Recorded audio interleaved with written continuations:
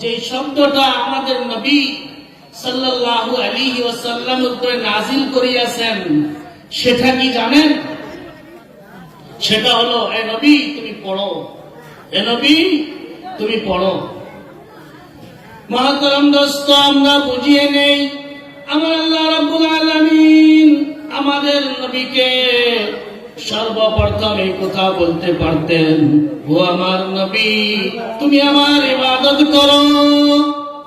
আল্লাহ রাব্বুল আলামিন এই কথাও বলতে পারতেন, ও নবী তুমি নামাজ কায়েম করো। আল্লাহ রাব্বুল আলামিন এই কথাও বলতে পারতেন, ও নবী তুমি তোমার বাবা মার খিদমত করিও। আল্লাহ রাব্বুল আলামিন এই কথাও বলতে পারতেন, ও নবী তুমি মুসলমানের সাথে ভালো ব্যবহার করিও।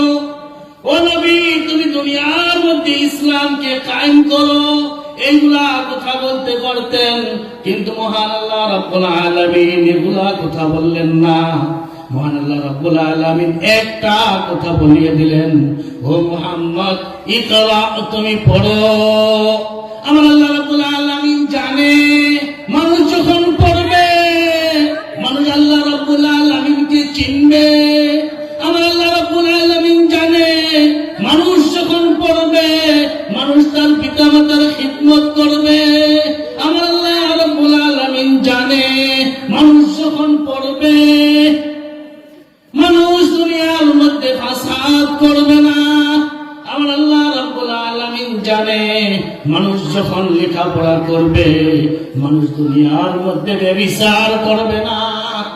আমার আল্লাহ রাব্বুল আলামিন জানে মানুষ যখন পড়বে মানুষ যখন পড়াশোনা করবে মানুষ দুনিয়ার মধ্যে অন্যায় করবে না, মানুষ দুনিয়ার মধ্যে ব্যভিচার করবে না, মানুষ দুনিয়ার মধ্যে কারোর সাথে লড়াই